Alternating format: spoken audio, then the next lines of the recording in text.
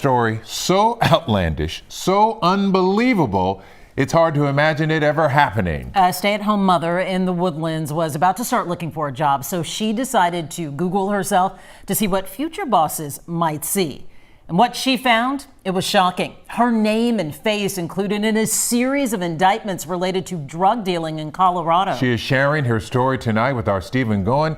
Stephen, the question, how could this happen? Well, Len, Mia, it may be hard to believe, but the reason for all this confusion was caused by an old phone number that incorrectly linked this woman to a Mexican cartel. She was facing a possible decades-long prison sentence before she cleared her name.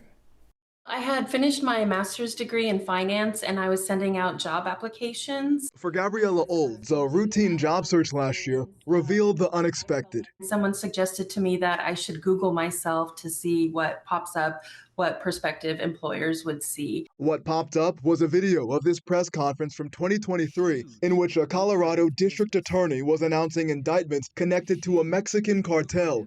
Olds was named as a defendant accused of selling fentanyl. How did you feel when you saw that? I felt like I was out of my body looking in.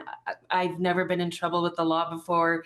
I've never gotten a speeding ticket. I was just in complete shock. The thing is, Olds hadn't lived in Colorado for years. She and her family moved to the Houston area back in 2021.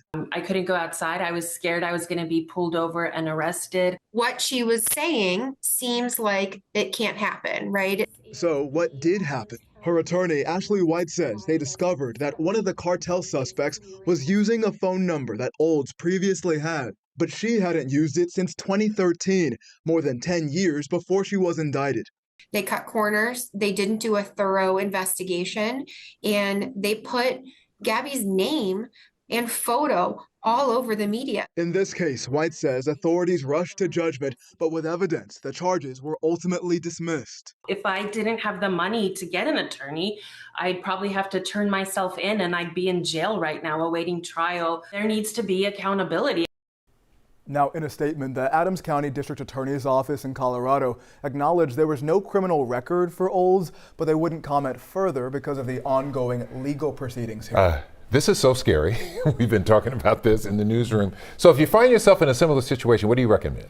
Well, it's kind of hard to say, but as the woman in this case, we all need to keep an eye on our digital footprint. So definitely Google your name just like she did to see what information exists about you online. If you're switching to a different phone carrier, they all allow for you to transfer over your phone number. So maybe try that so no one else takes it. Yeah, keep hold of that number and Google yourself.